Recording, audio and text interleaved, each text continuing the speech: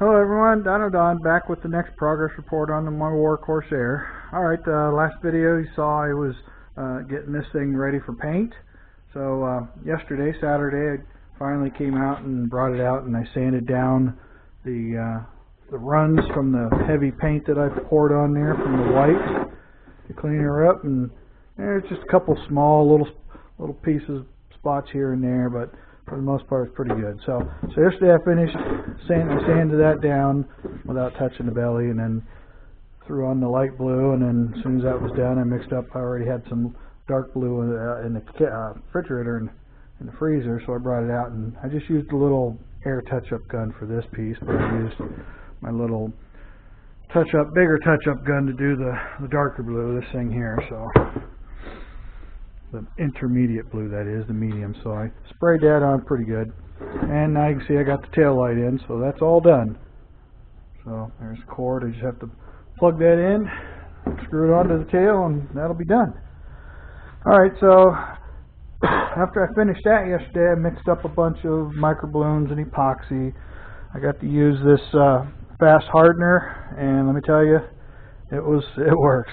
This is 10-15 minutes. It's probably a little slower than that, but by the time you mix up the epoxy and resin and throw in the microbloons, get it to where you want it, and start using it, you're already 10 minutes into it. So, and then the first batch, it started setting up in the cup, in this cup here, and a big chunk of it, set up, and it was smoking. It set fast once it started. So I got the first coat in, but I threw a ball of it away about the size of a golf ball, bigger than a golf ball, that set up in there, because this cup was pretty close. It was clear up to here full after it was mixed, because I was using it to fill in a lot of spots around the radiator. So I got them all, both of them filled in, and then today I worked on sanding them out and getting the radiators to fit back in. Should be low there. And that's where I'm at. I've got those edges all sanded in here, blended into that piece of plywood, and over here it's all filled in, the lips filled in. But I still need to come back in with a follow-up coat. There's a low spot here because it wanted to sag down this way, so there's some light defects in there. Again, I still want to put 1 or 2 strips of fiberglass on top of here, so you can see how it fits up in there nicely now.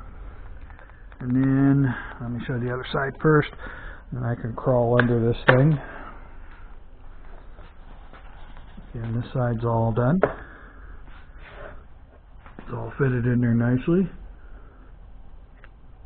Again, this one's got a low spot in here that I want to fill in a little bit more, but for the most part it's all pretty good under there. Alright, got me a tremendous mess down here. I picked everything up,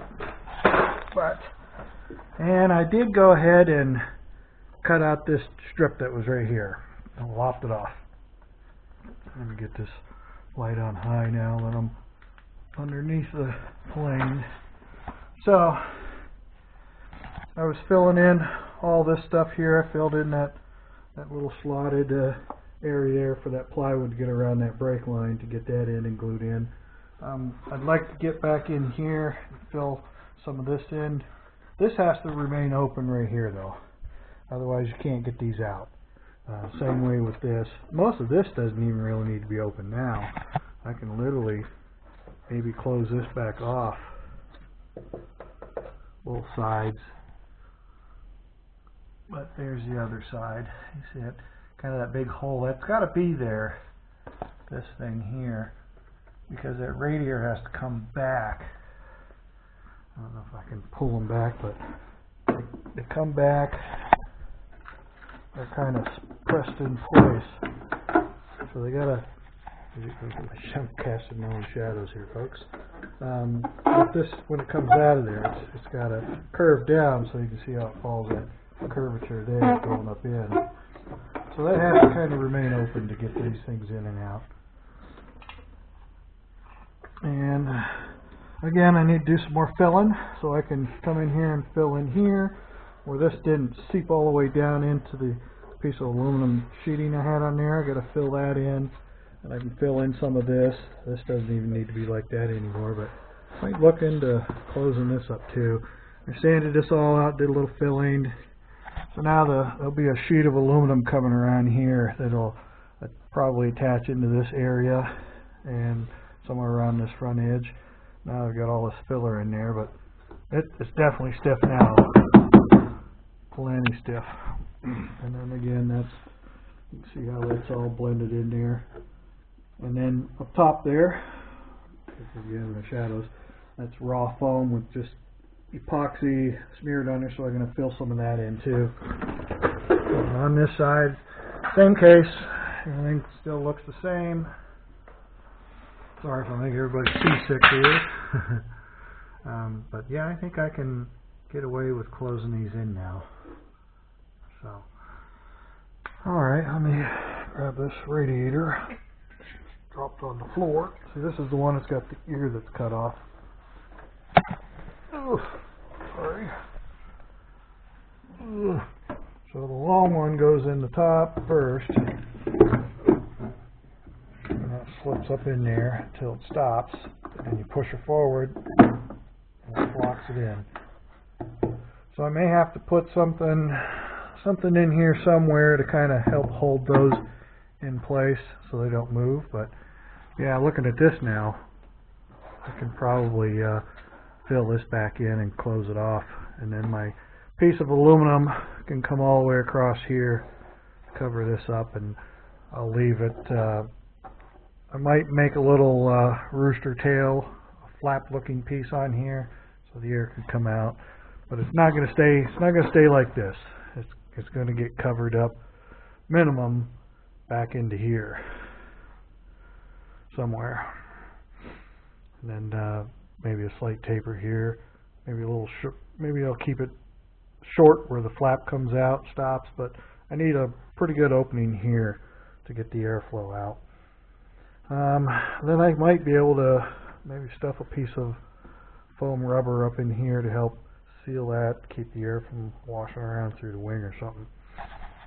We'll see, but first I need to get in here and reseal. Mix up some more slurry and fill this all in over here. Same thing. Stuff was so thick it was tough to push it down in there, and I knew it was going to end up doing that. But I can fill this area in here and fill this in. This one needs a little more cleanup. I didn't get as much in this side. Pretty coarse looking. This here, as I did this one. This one I got a little more in, but you can see it still needs filled in, all these little recesses. So I'll do that tomorrow. Right now, with the daylight savings kicking in, it's got to be 4:30ish, which is actually only about 3:30.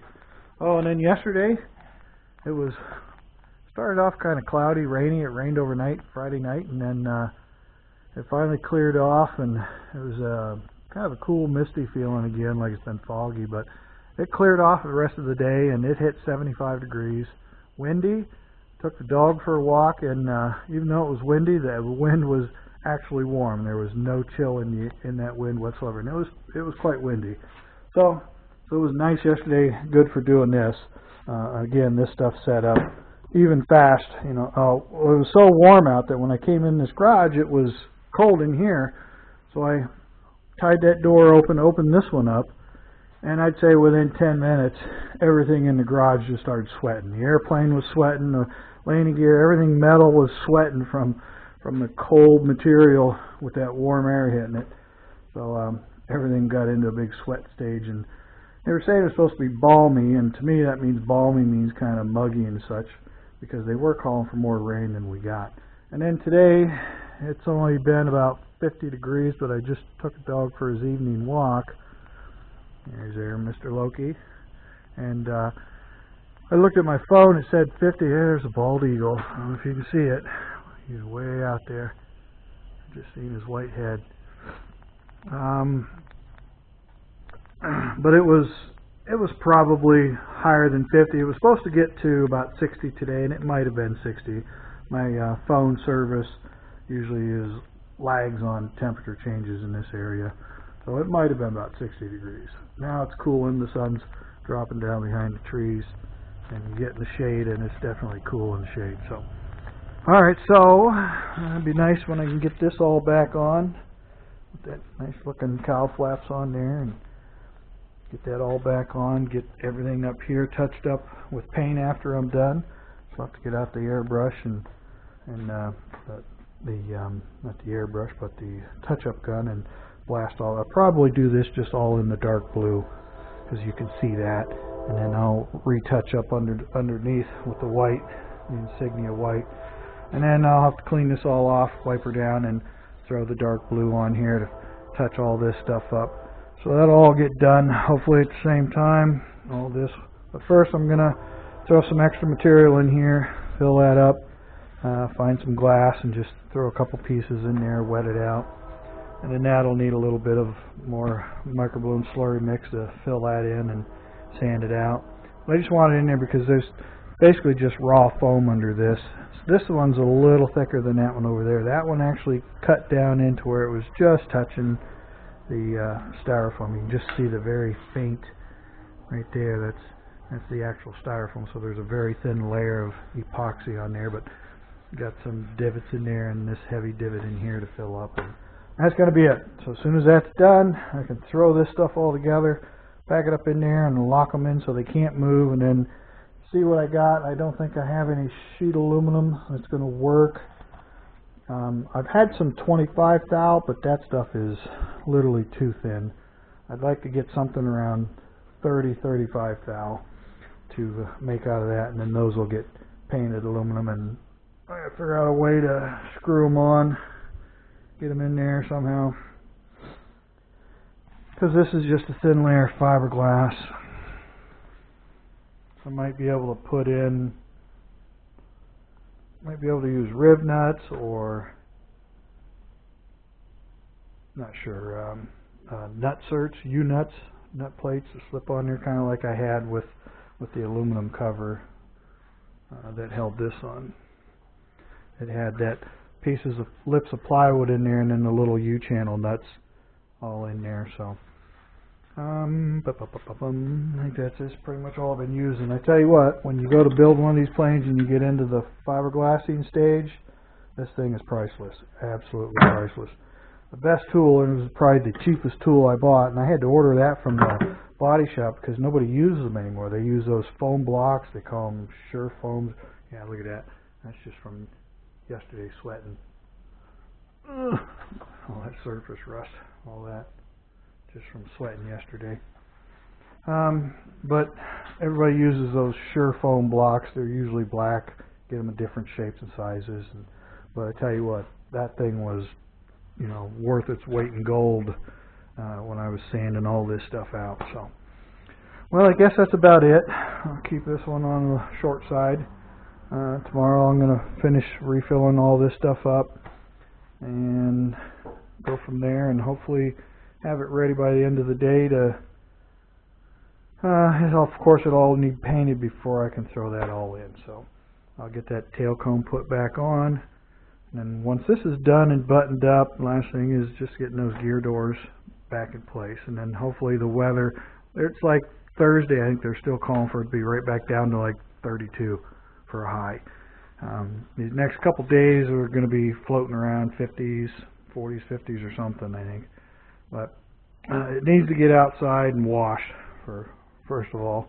But before I can do anything, once I get this cooling system on, get it up and running again, then I got to put the prop on it, set the pitch. I'm going to start with 12 degrees of pitch at the tip, get the prop on it, get it fired up, and then taxi, see if I can taxi it a little bit.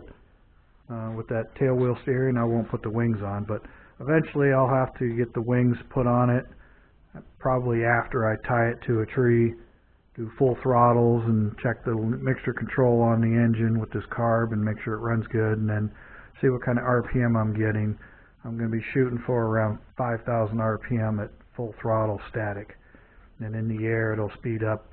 It was speeding up a good 700 RPM before, which would bring it up to 57, but peak horsepower is at 56, so 49 to 5,000 RPM is what I'm shooting for.